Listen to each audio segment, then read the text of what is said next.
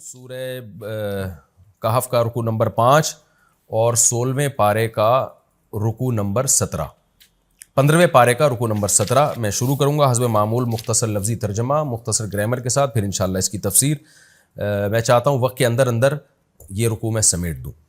وَاضْرِبْ لَهُم مَثَلَ الرَّجُلَيْنِ، آپ بیان کیجیے ان کے لیے ایک مثال، رجلین دو آدمیوں کی، جعلنا لأحدہما جنتین، بنایا ہم نے ان دونوں میں سے ایک کے لیے دو باغ، من اعناب انگوروں کے، وحففناہما، حفا کا معنی ہوتا ہے ڈھانپ لینا، حفا یحفو تو ڈھانپ لینا، حففناہما ہم نے ان دونوں باغوں کو ڈھانپ لیا تھا، بنخل کھجور کے درختوں سے، وجعلنا بینہما اور بنایا تھا ان باغوں کے درمیان زرعا کھیتی بھی، کلتا الجنتین دونوں باغ، آتت دیتے تھے، اکولہا اکل ثمر کو کہتے ہیں، پھل کو کہتے ہیں، اپنا پھل دیتے تھے، ولم تظلم اور نہ کمی کرتے تھے، ظلم یظلم ظلمن کا معنی کمی کرنا بھی ہوتا ہے، اور کمی نہیں کرتے تھے، منہ اس پھل میں شیئن ذرا بھی، یعنی پورا پورا پھل دیتے تھے، وفجرنا اور جاری کر دی تھی ہم نے، خلالہما ان دونوں باغوں کے بیچ میں نہر بھی جاری کر دی تھی، یعنی پانی کا بھی انتظام تھا، نہرا،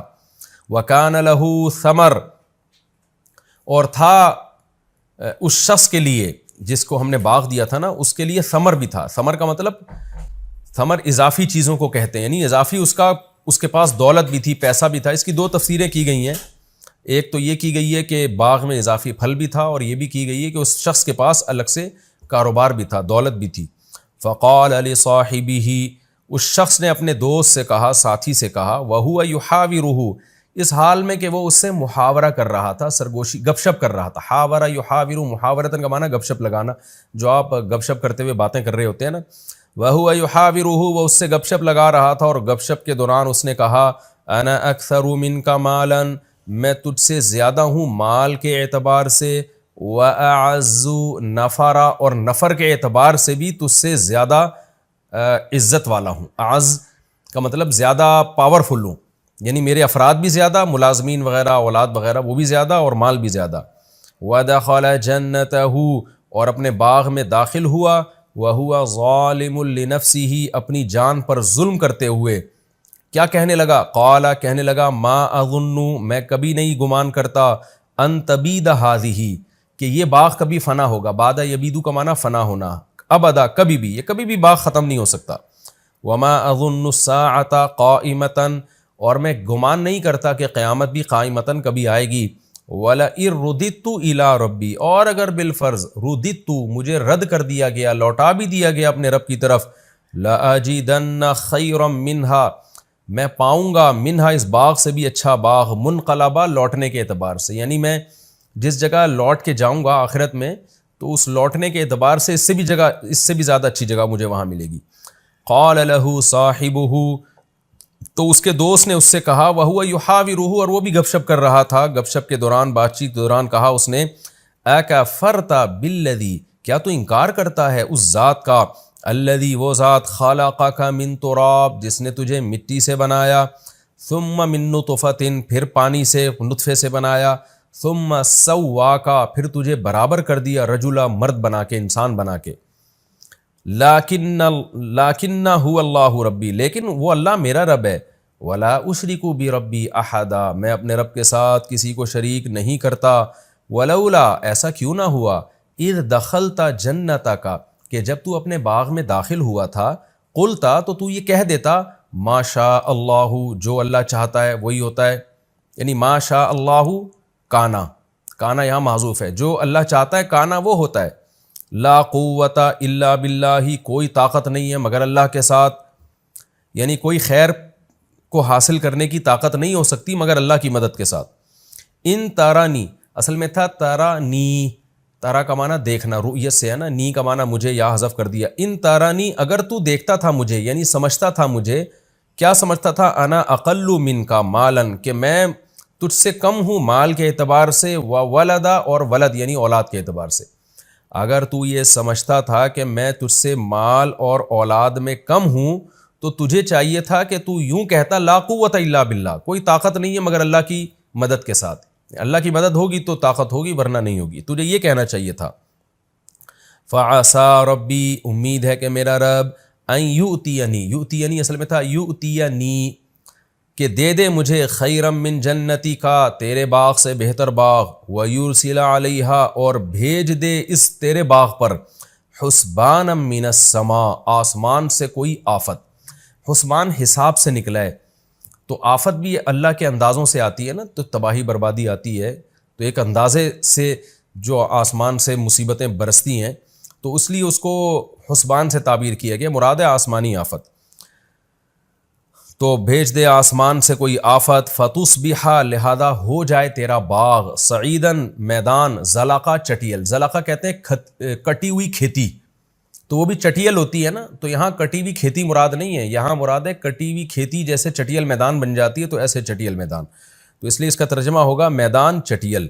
فتصبح، تیرا باغ ہو جائے، صعیدن زلقہ، ایک میدان چٹیل میدان، او یصبح ماؤها غورا، یا ہو جائے اس کا پانی غوراً، گہرائی میں چلا جائے، غائر، غار سے نکلا ہے نا، غار بھی تو اندر گھسا ہوا ہوتا ہے، تو غائر کا مطلب نیچے زمین میں، یا اس کا پانی چلا جائے زمین میں، فلن تستطیع، تو استطاعت نہ رکھے، لہو، اس پانی کی، طلبہ، طلب کے اعتبار سے، یعنی تیرے میں طلب کی طاقت ہی نہ رہے اس کی۔ وَأُحِيطَ بِثَمَرِهِ، اور احاطہ کر لیا گیا اس کے پھل کا، یعنی اس کے باغ کا۔ احاطہ کا مطلب تباہی آ گئی، احاطہ کا لفظ ایسے موقع پہ استعمال ہوتا ہے، احیط بہ، وہ ہلاک کر دیا گیا، احیط بثمرہ، گھیر لیا گیا اس کے ثمر کو، یعنی اس کے باغ کو، یعنی تباہ کر دیا گیا۔ فاصبح، وہ شخص ہو گیا، یقلب کفیہ، اپنے دونوں ہاتھوں کو پلٹتا ہوا، یہ کنایا ہوتا ہے افسوس سے، جب ہم افسوس کرتے ہیں نا تو ایسے اپنے دونوں ہاتھ کو یوں کر کے پلٹ رہے ہوتے ہیں، تو جیسے کچھ بھی ہاتھ نہیں آیا، تو وہ شخص جس کا باغ تھا وہ ہو گیا اپنے دونوں ہاتھوں کو، اپنی کف کو، ہتھیلیوں کو، اپنے دونوں کف کو، کف کہتے ہیں یہ جو ہاتھ ہے نا اس کو، دونوں ہاتھوں کو پلٹتا ہوا، کس بات پر افسوس کر رہا تھا؟ علی ما انفق فیہا، اس پیسے پر جو اس نے اس باغ پہ خرچ کیا تھا، وہی خاویۃ علی عروشہا، اور وہ اپنی چھتوں کے بل جو ہے وہ باغ گرا ہوا تھا، اس کو کہتے ہیں عربی میں ٹھٹھیاں، وہ جو نہیں ہوتی اوپر باغ کے اوپر جو بیلیں چڑھائی ہوئی ہوتی ہیں چھاؤں کے لیے، تو اس کو عرش سے تعبیر کیا گیا ہے، تو عروش اس کی جمع ہے، تو اپنی یعنی اوندھے منہ پڑا ہوا تھا وہ باغ، خاویۃ علی عروشہا، ویقول یا لیتنی، اور وہ باغ کا مالک کہنے لگا ہائے کاش، لم اشرک بربی احدا، کاش میں اپنے رب کے ساتھ کسی کو شریک نہ کرتا، ولم تکن لہ فئۃ، اور کوئی نہیں ہوا اس کے لیے کوئی ایسی جماعت، فئہ جماعت کو کہتے ہیں، ینصرونہ من دون اللہ، جو اس کی مدد کرتا اللہ کے علاوہ، یعنی اللہ سے اس کی مدد کرتا، وما کان منتصرا، اور نہ خود وہ انتصار کر سکا، انتصار مدد کرنا، اور نہ وہ خود اپنا مددگار بن سکا۔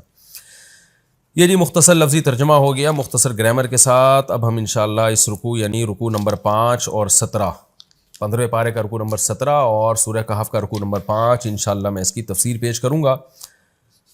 آپ کو معلوم ہے پچھلے رکوع میں اللہ نے اصحاب کہف کا واقعہ سنایا کہ جنہوں نے اللہ کی خاطر قربانی دی اور اللہ پہ اعتماد اور توکل کیا، تو ناکامیوں کے نقشوں میں بھی اللہ نے ان کو کامیاب کیا۔ کامیابی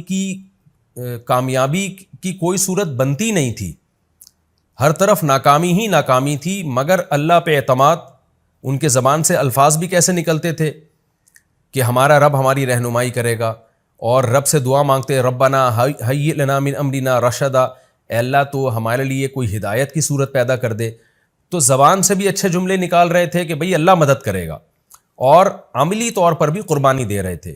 تو کیسے ناکامیوں کے اسباب میں اللہ نے ان کو کامیاب کر کے دکھایا ایک معجزاتی طور پر۔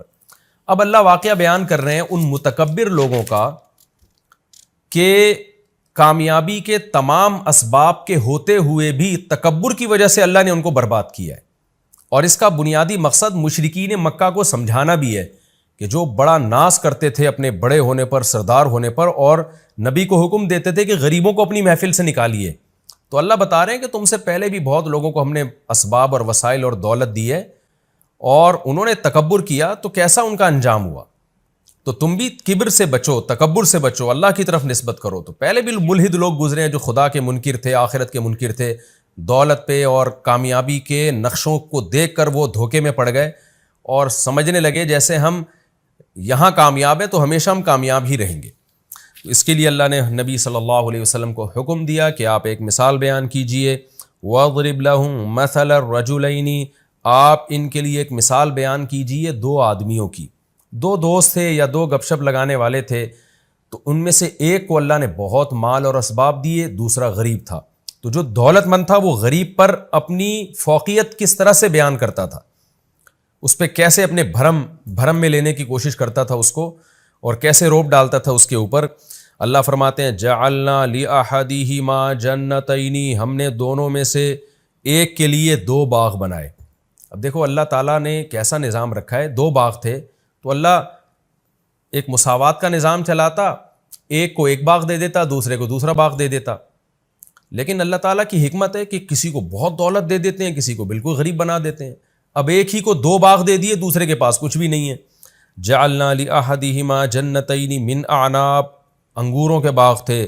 وحففناہما بنخل، اور باغ بھی ایسے خوبصورت کہ ہم نے کھجوروں کے درختوں سے ان کو ڈھانکا ہوا تھا. اور وجعلنا بینہما زرعا، اور ان دونوں باغوں کے بیچ میں بھی کھیتی تھی اس کی، جو اس کی پیداوار میں اور تجارت میں اضافے کا ذریعہ بنتی تھی. کلتا الجنتین آتت اکلہا، دونوں باغ اپنا اکل یعنی اپنا پھل دیا کرتے تھے. ولم تظلم منہ شیئا، اور اس میں ذرہ برابر بھی کمی نہیں کیا کرتے تھے، بھرپور طریقے سے اپنی پیداوار دیا کرتے تھے جیسے باغ برکت والے باغ ہوتے ہیں. وفجرنا خلالہما نہرا، اور ان باغوں کے بیچ میں ہم نے پانی کا انتظام بھی کیا تھا، نہر تھی، تاکہ باغ کے مالک کو سیراب کرنے میں کوئی دشواری نہ ہو. وَكَانَ لَهُ ثَمَرٌ، اور اس شخص کے لیے اس کے علاوہ بھی ثمر تھا، یعنی ان باغوں کے علاوہ بھی اس کی سورس آف انکم تھی، پیسہ تھا اس کے پاس. فَقَالَ لِصَاحِبِهِ، اب ظاہر ہے جب باغ بھی پھل دے رہا ہے اور الگ سے تجارتیں بھی چل رہی ہیں اور دوست غریب ملے ہوئے ہیں، تو ظاہر ہے پھر دوستوں پر انسان اپنی دھاک جماتا ہے، روب جماتا ہے، ان پر اپنی فضیلت اور فوقیت شو کرتا ہے. تو یہاں بھی ایسا ہی ہوا، یہ تکبر میں آ گیا. فقال لصاحبہ، اپنے ساتھ چلنے والے یا بیٹھنے والے کے ساتھ کس سے کہنے لگا. وہو یحاورہ، اور وہ اس سے گپ شپ کر رہا تھا، بات چیت کر رہا تھا، باتیں ادھر ادھر کی ہو رہی تھی تو بیچ میں شو مارنا شروع کر دی. انا اکثر منک مالا، میرے پاس پیسے بھی زیادہ ہیں. جیسے ہوتا ہے نا شو بازی میں آتے ہیں لوگ ادھر ادھر کی باتیں کرتے ہوئے، کیا کہتے ہیں بھائی ہمارا بڑا بینک بیلنس ہے. وَأَعَزُّ نَفَرًا، اور نفر افرادی قوت بھی میری تجھ سے زیادہ ہے، میرے ملازمین دیکھو، میری اولاد دیکھو. پہلے زمانے میں لوگ اولاد کی کثرت پہ ہمیشہ فخر کرتے تھے، بچے زیادہ ہوتے تھے اور شو مارتے تھے. تو چونکہ اولاد کی کثرت کو وہ نعمت سمجھتے تھے. آج چونکہ فطرت سے باغی ہو رہی ہے انسانیت، فطرت سے بغاوت ہے کہ خاندانی نظام میاں بیوی کے سیٹ اپ کو چھوڑ کر گرل فرینڈ جو گدھے گھوڑوں کا کام ہے وہ کام شروع کر دیا، اور اس سے زیادہ فطرت کے باغی بنے ہیں تو ہومو سیکشولیٹی کو فروغ دینے کی کوشش کر رہے ہیں، جو مرد مرد سے اور عورت عورت سے. اور تو یہ جو نسل روکنا ہے نا کہ بچے کم ہوں، تو یہ بھی فطرت سے بغاوت ہے کہ جو چیز آپ کے لیے نعمت تھی، بڑھاپے کا سہارا تھی، اسی کو عذاب سمجھنا شروع کر دیا. یہب لمن یشاء اناسا، قرآن کہتا ہے جس کو چاہتا ہوں بیٹیاں گفٹ دیتا ہوں، گفٹ کا لفظ استعمال کرتا ہے، جس کو چاہتا ہوں بیٹے گفٹ دیتا ہوں. تو جو گفٹ تھا اس کو پینلٹی سمجھنا شروع کر دیا. یہ سب انسان کے نا بے عقل ہونے کی دلیل ہے کہ سائنسی ترقی تو بہت کر رہا ہے مگر فطرت سے باغی بنتا چلا جا رہا ہے. تو وہ فخر کر رہا ہے کہ میرے پاس افراد بھی زیادہ ہیں، اولاد بھی. بظاہر اس سے اولاد ہی مراد ہے، کیونکہ آگے جو اس کے دوست نے جواب دیا نا تو اس کی اولاد کم تھی، تبھی اس نے کہا کہ میری اولاد کم ہے تو اس پہ تو فخر نہ کر کہ تیری اولاد زیادہ ہے. وَدَخَلَ جَنَّتَهُ، اور وہ اپنے باغ میں داخل ہوا. وَهُوَ ظَالِمٌ لِنَفْسِهِ، قرآن کہہ رہا ہے اپنی جان پہ ظلم کر رہا تھا وہ، یعنی اسے پتہ نہیں تھا کہ میں جو الفاظ آگے بولوں گا یہ میں اپنا ہی نقصان کر رہا ہوں. وہ کیسے اس نے جان پہ ظلم کیا. قَالَ مَا أَظُنُّ أَن تَبِيدَ هَٰذِهِ أَبَدًا، اپنے دوست سے کہنے لگا میں نہیں سمجھتا کہ یہ کبھی ہلاک ہوگا. یعنی اسباب پہ نظر کر رہا ہے، جیسے کہ ملحد لوگ کرتے ہیں، ایتھیس لوگ کرتے ہیں، مذہب کے منکر اور جو نام نہاد لبرل ہیں وہ کرتے ہیں، وہ اسباب کو دیکھتے ہیں. دیکھیں اصحاب کہف کے بعد یہ واقعہ کتنی زبردست ربط ہے نا آپس میں.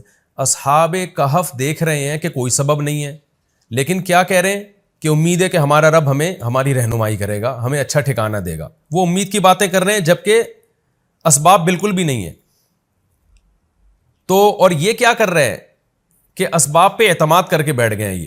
یہ کہہ رہے ہیں کہ میرا اتنا اچھا باغ ہے اور نہر بھی ہے اور پانی کا بھی انتظام ہے, تو کیوں تباہ ہوگا بھائی باغ؟ یہ مطلب یہ ہے کہ اللہ کیا ہوتا ہے, مقصد اللہ کی نفی تھی کہ کوئی خدا نہیں ہے, ہمیں کسی سے ڈرنے کی ضرورت نہیں ہے, سب کچھ ہے, بارشیں برس رہی ہیں, نہریں چل رہی ہیں اور بہترین میرا بزنس ہے, تو اس کو کوئی نقصان نہیں پہنچا سکتا. کیونکہ اس زمانے میں بھی علماء جو نیک لوگ تھے ڈراتے تھے نا مالداروں کو کہ بھئی اللہ کی اطاعت کرو, شرک مت کرو. تو اس نے بھی وہی کام کیا کہ علماء کا مذاق اڑانا شروع کیا, یا پیغمبروں کی تعلیمات کا جو اس زمانے میں تعلیمات تھیں ان کا مذاق اڑانا شروع کیا. یہ واقعہ کب ہوا, کہاں ہوا, یقینی طور پر ہمیں اس کا کسی تاریخی کتاب سے یقینی ثبوت نہیں ملتا.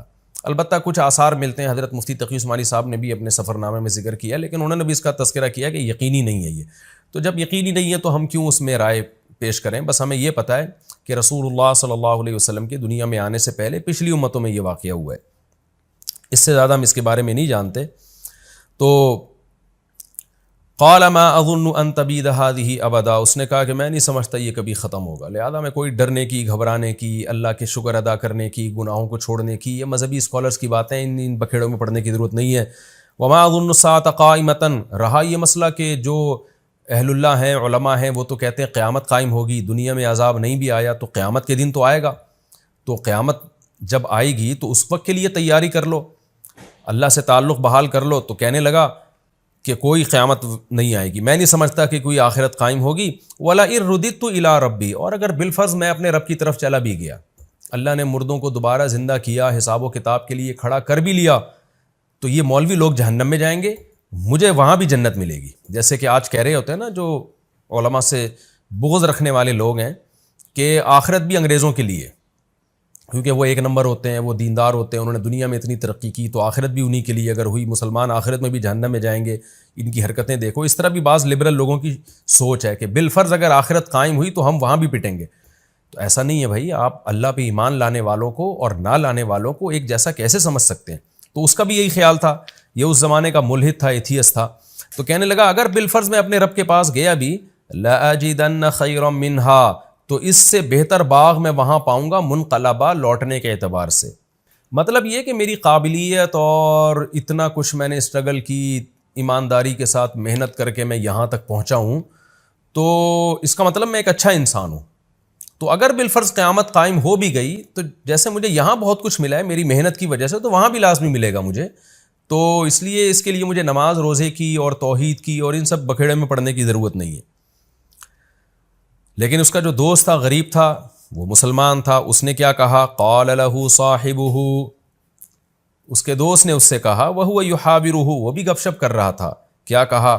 اکفرت بالذی خلقک من تراب, تو ایسی ذات کا انکار کرتا ہے جس نے تجھے مٹی سے پیدا کیا.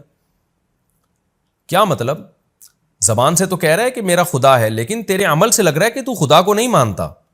جو خدا کو مانتا ہے وہ سب سے پہلے ڈرتا ہے, وہ یہ نہیں کہتا کہ یہ باغ ہمیشہ رہے گا, وہ کہتا ہے کہ بھئی اللہ نے چاہا تو رہے گا, نہیں چاہا تو یہ 2 منٹ میں ختم کر دے اس کو. تو اصل طاقت اور قدرت تو اللہ کی ہے, تو اس خدا کا انکار کر رہا ہے جس کی یہ طاقت ہے کہ اس نے تمہیں مٹی سے بنایا, پھر پانی کے قطرے سے بنایا. تو جو پانی کے قطرے سے انسان بنا سکتا ہے, اتنا پاورفل, اتنا طاقتور, وہ چاہے تو تیرے باغ کو 2 منٹ میں ختم کر سکتا ہے. تو ایسے بے فکر ہو کے کیسے بیٹھ گیا ہے؟ جیسے کہ آج ملحد اور ایتھیسٹ لوگ بیٹھ جاتے ہیں کہ کچھ نہیں ہونے والا.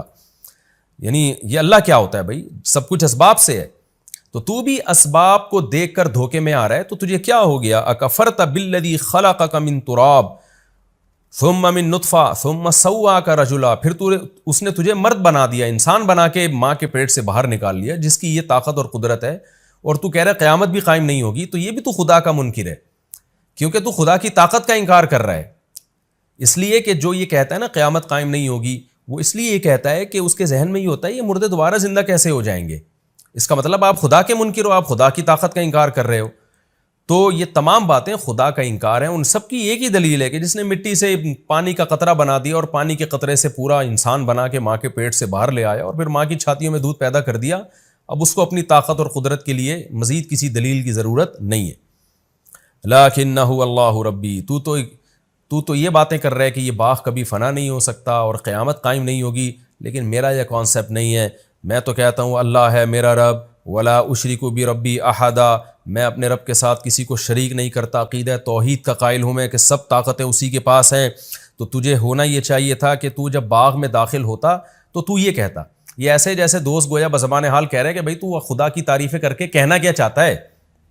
تو جو کہہ رہے اللہ میرا رب ہے اور میں گویا کفر کر رہا ہوں، تو صحیح طرح بتا تو کہنا کیا چاہتا ہے کہ مجھے کیا کرنا چاہیے؟ اس لیے اگلے جملے میں اس نے یہ کہا وَلَوْلَا إِذْ دَخَلْتَ جَنَّتَكَ، ایسا کیوں نہیں ہوا کہ جب تو اپنے باغ میں داخل ہوا قُلْتَ مَا شَاءَ اللَّهُ، تو کہتا بھائی جو اللہ چاہتا ہے وہ ہوتا ہے، تو اللہ نے چاہا مجھے اتنا اچھا باغ دے دیا، اللہ چاہے تو یہ چھین بھی سکتا ہے، تو یہ اللہ کی طاقت ہے، یہ میرا کمال نہیں ہے۔ لا قوت الا باللہ، کوئی قوت نہیں ہے مگر اللہ کی طاقت کے ساتھ، اللہ کی طاقت ہوگی تو پھر ان قوتوں کا ہمیں فائدہ ہوگا۔ ان ترانی انا اقل منک مالا وولدا، اگر تیرا خیال یہ ہے کہ میں مال اور اولاد میں تجھ سے کم ہوں تو بجائے دھونس جمانے کے تو اللہ کا شکر ادا کرتا، بھائی اللہ کا دیا ہے، تو یوں کہتا فاسا ربی، میں تو امید کی بات کرتا ہوں، امید ہے میرا رب ان یؤتینی خیرا من جنتی کا، ہو سکتا ہے وہ کل تقدیر کا پانسا پلٹے اور تیرے باغ سے بھی بہتر باغ مجھے دے دے۔ وَيُرْسِلَ عَلَيْهَا حُسْبَانًا مِّنَ السَّمَاءِ، اور تو جو اس طرح کی تکبر والی باتیں کر رہا ہے تو عین ممکن ہے تیرے باغ پہ کوئی آسمانی آفت بھیجے، فَتُصْبِحَ صَعِيدًا زَلَقًا، اور وہ چٹیل میدان بن جائے۔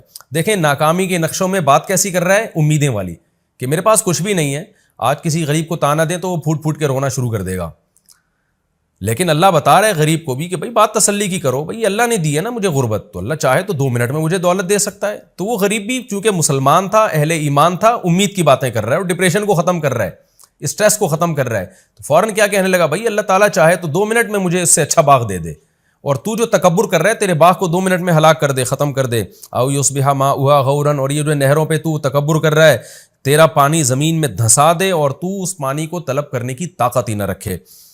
وَأُحِيطَ بِثَمَرِهِ، اس نے تو ایسی ایک بات کہہ دی تھی، اللہ کہتے ہیں ہم نے ایسا ہی کیا، اور اس کے باغ کو ہلاکت نے گھیر لیا۔ فَأَصْبَحَ يُقَلِّبُ كَفَّيْهِ عَلَى مَا أَنفَقَ فِيهَا، جو کچھ باغ میں اس نے انویسٹ کیا تھا اس پر کف افسوس ملنے لگا، اور وَهِيَ خَاوِيَةٌ عَلَى عُرُوشِهَا، کوئی رات میں آسمانی آفت آئی ہے، صبح اٹھا تو سارا باغ الٹا پڑا ہوا تھا۔ وَيَقُولُ يَا لَيْتَنِي، اور کہنے لگا ہائے کاش، لَمْ أُشْرِكْ بِرَبِّي أَحَدًا، میں اپنے رب کے ساتھ کسی کو شریک نہ کرتا۔ کیا مطلب؟ خالص توحید کا قائل ہوتا۔ خالص توحید یہی ہے کہ ہر چیز اللہ کی طرف مفوض کی جائے۔ وَلَمْ تَكُنْ لَهُ فِئَةٌ يَنْصُرُونَهُ مِنْ دُونِ اللَّهِ، اللہ فرماتے ہیں اس کی کوئی ایسی جماعت نہ بنی جو اس کی اللہ کے عذاب سے مدد کر لیتی، جو بڑا ناز تھا نا کہ میرے اولاد بھی زیادہ اور میرے پاس افرادی قوت بھی زیادہ۔ وَمَا كَانَ مُنْتَصِرًا، اور نہ وہ خود اپنی مدد کر سکا۔ تو یہ اللہ نے واقعہ بیان کیا بتانے کے لیے کہ اپنی دولت پہ، اپنے مال پہ کبھی اتراؤ مت۔ وہی بات ہے جو قرآن میں سورہ معارج میں ہے نا، ان الانسان خلق ہلوعا، انسان جلد باز ہے، اذا مسہ الشر جزوعا، جب مصیبت پہنچتی ہے تو بے چین ہو جاتا ہے، بے صبرا بن جاتا ہے، اور جب خوشی پہنچتی ہے تو اترانے لگتا ہے۔ الا المصلین، سوائے وہ لوگ، ان لوگوں کے جو مذہب کو فالو کرتے ہیں، جو نماز پڑھتے ہیں، زکوٰۃ دیتے ہیں، معاہدوں کی پابندیاں کرتے ہیں، وہ کیا ہوتے ہیں کہ وہ ایسے نہیں ہوتے، انہیں جب خوشیاں پہنچتی ہیں اتراتے نہیں ہیں بلکہ اللہ کی محبت میں ڈوب جاتے ہیں کہ ہمارے رب نے احسان کیا، اور جب کوئی غم پہنچتا ہے تو صبر کرتے ہیں، امید کی باتیں کرتے ہیں، جو اللہ مصیبت پہنچا سکتا ہے وہ مصیبت دور بھی کر سکتا ہے۔ تو کتنا بہترین سبق ہمیں ان آیات میں ملا ہے، اور اس میں ملحد اور ایتھیس لوگ جو اپنی ترقی پر غیر مسلموں کی سائنسی ترقیوں پہ ناز کرتے ہیں، ان کے لیے بھی عبرت کا سامان ہے کہ آج یہ ترقی ہے، کل یہ تباہ و برباد بھی ہو سکتی ہے۔ ہم تو ایک بات جانتے ہیں، جس خدا نے پانی سے انسان کو بنایا یہ آٹومیٹیکلی نہیں ہو سکتا، یہ خدا کا کام ہے، اور ایسے سافٹ ویئر ماں کے پیٹ میں انسٹال کر دیے اور اس پانی کے قطرے میں انسٹال کر دیے کہ تھوڑے دنوں میں وہ ناک کان آنکھ دل دماغ جگر بن کے ماں کے پیٹ سے باہر آئے اور پھر چھاتیوں میں فوراً دودھ پیدا ہو جائے۔ جو خدا یہ کر سکتا ہے تو سب سے اہم ہماری نظر میں اہم یہ بات ہے کہ اس خدا سے تعلق اچھا کیا جائے، اس خدا کو راضی کیا جائے۔ پھر اگر دنیا میں ناکامی بھی ہے تو یہ ناکامی وقتی ناکامی ہے، یہ حقیقی ناکامی نہیں ہے، اور اس خدا کو ناراض کر کے اگر آپ نے دنیا حاصل کی ہے تو اس زیب و زینت سے قطعاً متاثر ہونے کی بالکل بھی ضرورت نہیں ہے۔ قرآن بار بار کہتا ہے اللہ کا انکار کرنے والوں کا زمین میں چلنا پھرنا اور لائف کو انجوائے کرنا، اس سے ہرگز دھوکے میں مت آؤ۔ تو یہ ہمیں اس سے بہت اہم سبق ملتا ہے، اور دونوں واقعات جو اللہ نے ایک ساتھ بیان کر دیے نا، اصحاب کہف کا بھی اور یہ اصحاب باغ کا بھی. تو اس سے ڈپریشن بھی ختم ہوتی ہے انسان کی. کیا آپ ناکامی نظر آ رہی ہے ہر طرف؟ تو بھائی اللہ تو ہے نا, اللہ سب کچھ کر سکتا ہے. تو جو اللہ تعالیٰ نے ہمیں ڈپریشن اور اسٹریس دور کرنے کے طریقے بیان کیے ہیں نا, وہ آج کسی ماہر نفسیات کے پاس نہیں. ہنالک الولایۃ للہ الحق. میرا خیال لفظی ترجمے میں نے شاید یہ والی آیت چھوڑ دی تھی, تو خیر اب کمپلیٹ کر لیتا ہوں. ہنالک کا مطلب ہوتا ہے یہاں, یعنی اس موقع پہ. ولایا مدد کو کہتے ہیں. للہ الحق, اس اللہ کے لیے جو برحق ہے. یعنی ایسے موقع پہ جب اس طرح کی کوئی قدرتی آفت آئے تو مدد اس اللہ ہی کے لیے ہے جو برحق ہے, وہی مدد کر سکتا ہے اگر کرنا چاہے تو. ہوا خیر ثوابا, وہ اللہ بہتر ہے بدلے کے اعتبار سے بھی. وہ خیر عقبا, اور بہتر ہے انجام کے اعتبار سے بھی. یعنی اس اللہ کا بدلہ اور جو رزلٹ ہے اللہ سے دوستی کا, وہ بہرحال بہتر ہے. جو اللہ انجام بھی اچھا کرے گا اور ثواب بھی, بدلہ بھی دنیا کے لحاظ سے بہت اچھا دیتا ہے. تو کیا مطلب کہ یہ جو باغ ہلاک ہو گیا اس شخص کا, تو ایسے موقع پہ مدد بھی اللہ کر سکتا ہے, اور اللہ کو راضی کرو گے تو انجام بھی اچھا ہوگا اور ثواب بھی اچھا ملے گا. تو چونکہ اس شخص نے اللہ کو راضی نہیں کیا تو اب انجام بھی اچھا نہیں ہے اور حال بھی اچھا نہیں ہے. اللہ نے کیسے باغ کو تباہ و برباد کر دیا. یہ ہمارا رکوع الحمدللہ کمپلیٹ ہو گیا. اس رکوع میں جو ہمیں اسباق ملتے ہیں, ایک تو یہی سبق ملتا ہے کہ تکبر نہیں کرنا چاہیے. دوسری بات یہ جو ایتھیس لوگ دھوکے میں آتے ہیں نا اس زمین کو دیکھ کر, حالات کو دیکھ کر کہ قبروں سے مردہ کیسے زندہ ہوں گے, حقیقت میں ایک بہت بڑی بھول ان سے ہو رہی ہوتی ہے. اکفرت بالذی خلقک من تراب. جب بھی کوئی ایتھیس ایسی باتیں کیا کرے نا, ملحد لوگ, کہ یہ سب مذہبی باتیں غلط ہیں, کوئی فرشتے نہیں ہیں, کوئی پیغمبر نہیں ہے, کوئی دوبارہ موت کے بعد زندگی نہیں ہے, تو فوراً یہ کہا کریں اکفرت بالذی خلقک من تراب, کہ جس خدا نے آپ کو مٹی سے بنایا, پھر پانی کے قطرے سے بنا دیا, پھر انسان بنا کے ماں کے پیٹ سے باہر نکال لیا, یہ کتنی بڑی قدرت ہے. یہ عمل تو چونکہ ہم صبح شام دیکھ رہے ہیں نا, اس لیے ہمارے لیے یہ ہم اس کے یوز ٹو ہو چکے ہیں, اور یہ ہمیں اچھمے کی چیز نہیں لگتی. ورنہ اسی کو ساری زندگی انسان غور کرتا رہے نا, تو عقل میں نہ آئے یہ بات. یہ خدا کا کام ہے یہ. تو ایسے اس کے بعد بھی یہ کہنا کہ مردے دوبارہ زندہ نہیں کر سکتا وہ خدا, اور حساب و کتاب نہیں لے سکتا, یہ خدا کا انکار ہے. تو یہ آیت بہت موٹیویٹ کرتی ہے انسان کو. اکفرت بالذی خلقک من تراب ثم من نطفہ. باقی اس رکوع سے یہ جو ہمیں پتہ چلتا ہے کہ اس شخص نے جب اس کا باغ تباہ و برباد ہو گیا تو کف افسوس ملنے لگا اور کہنے لگا کہ کاش میں اپنے رب کے ساتھ کسی کو شریک نہ کرتا. تو کیا اس سے ہم یہ سمجھیں کہ اس نے اسلام قبول کر لیا, عقیدہ توحید کو مان لیا, یا ہم یہ سمجھیں کہ نہیں وہ کفر پر ہی مرا؟ تو ہمیں قرآن و سنت میں اس بارے میں کچھ نہیں ملتا. البتہ کسی کے صرف یہ الفاظ کہ اس کو یہ افسوس ہوا کہ میں نے ایسے الفاظ کیوں کہے, یہ توبہ کی علامت نہیں ہوتی. اس لیے کہ بعض دفعہ برے عمل پہ انسان کو ندامت تو ہوتی ہے مگر وہ توبہ نہیں کرتا. تو جبکہ گناہ کی معافی کے لیے باقاعدہ توبہ کرنا ضروری ہے. یعنی انسان توبہ کرے کہ میں اب آئندہ سے عقیدہ توحید کا قائل ہوں گا, اور آئندہ سے میں یہ سمجھوں گا کہ جو مجھے مال اور اسباب ملے وہ اللہ نے دیے ہیں, اور پھر اپنے عمل کو درست کر لے وہ. تو جب تک یہ چیز نہیں ہوتی اس وقت تک توبہ قبول نہیں ہوتی انسان کی. کیونکہ بعض دفعہ کافر, قرآن تو کہہ رہا ہے نا وجاہدوا بہا واستیقنتھا انفسہم, فرعون کو پتا تھا موسیٰ علیہ السلام اللہ کے سچے نبی ہیں, لیکن اسلام میں داخل نہیں ہوا پراپر طریقے سے. تو کسی غیر مسلم کا اپنے آپ کو غلط سمجھنا یہ کافی نہیں ہے. مثال کے طور پر کوئی ہندو یہ سمجھتا ہے کہ بت پرستی غلط ہے, تو اس سے وہ مسلمان نہیں ہو جائے گا, مشرک ہی کہلائے گا, جب تک کہ عملی طور پر اس بت پرستی کو چھوڑ نہیں دیتا, اعلان برات نہیں کر دیتا وہ. تو یہاں بھی ایسا ہی ہے کہ اب ہمیں نہیں پتا اس نے توبہ کی یا نہیں کی, کر لی تو اللہ معاف کر دے گا اس کو آخرت میں, اور چاہیں گے تو اللہ دوبارہ دنیا میں بھی باغ دے سکتے ہیں, چاہیں تو نہیں دیں, وہ پھر اللہ کی مرضی ہے. لیکن ہمیں یہ بہرحال پتہ چلتا ہے کہ پہلے زمانے کے کافر لوگوں کو بھی بہرحال احساس ہو جایا کرتا تھا. جب باغ تباہ ہو گیا نا تو اس کو احساس ہوا کہ میں نے غلط کیا. لیکن آج لوگوں کے دل اتنے سخت ہو چکے ہیں کہ آسمانی آفتیں اور عذاب دیکھ کر بھی عبرت حاصل نہیں ہوتی, اور اپنی غلطیوں پر ندامت کے لیے بھی تیار نہیں ہوتے. تو یہ بھی ایک بہت اہم بات ہے, اس سے بھی ہمیں ڈرنا چاہیے. تو ہمارا یہ رکوع الحمدللہ کمپلیٹ ہوا. اب اگلا ایپیسوڈ جو میرا شروع ہوگا وہ انشاءاللہ 2023 کے رمضان کے بعد ہوگا. رمضان میں ہم ناغہ کریں گے کیونکہ رمضان میں میری مصروفیت بھی بہت زیادہ ہوتی ہے, پھر ہمارے چینل پہ لوڈ بھی بہت زیادہ ہوتا ہے. تراویح کے بعد روزانہ بیان ہوتا ہے 1-1.5 گھنٹے کا, وہ بھی اپلوڈ ہوگا. تو شروع کے 4-5 دن تو ناغہ ہوگا, اس میں 5-6 دن, اس کے بعد انشاءاللہ پھر ہم لائیو وہ اپلوڈ کریں گے جو تراویح کے بعد کا خلاصہ ہے. میں سفر کی وجہ سے 4-5 دن اس میں ناغہ کروں گا, لیکن اس کے بعد پھر انشاءاللہ ہم ڈیلی اس کو اپلوڈ کریں گے تراویح کے بعد کے لیکچرز. تو تفسیر کا لیکچر جو ہے اب جو 2023 کا جو رمضان اب شروع ہونے والے اگلے ہفتے میں, تو اب جو شوال جو رمضان کے بعد جو پہلا پیر آئے گا اس سے انشاءاللہ ہم تفسیر کے لیکچر کا دوبارہ آغاز کریں گے. اس وقت تک کے لیے تفسیر کے لیکچر میں آپ کو ناغہ کرنا پڑے گا, لیکن کنٹینیو رہیے گا آپ رمضان کے بعد. اور اس کو شیئر آپ لازمی کریں لوگوں کے ساتھ, جو اب تک جو لیکچر ہو چکے ہیں شیئر بھی کریں, بلکہ لوگوں کو پڑھائے بھی. میں بار بار آپ کو کہتا ہوں کہ ان لیکچرز کو آپ نے صرف سننا نہیں ہے, سیکھنا ہے, اور آگے آپ نے اسی طرز پہ لوگوں کو پڑھانا ہے آپ نے. تو انشاءاللہ ہم 2023 کے رمضان کے بعد آپ سے دوبارہ ملتے ہیں. سورہ کہف کے رکوع نمبر 6 اور 15ویں پارے کا رکوع نمبر 18 انشاءاللہ میں اگلے ایپیسوڈ سے اسٹارٹ کروں گا.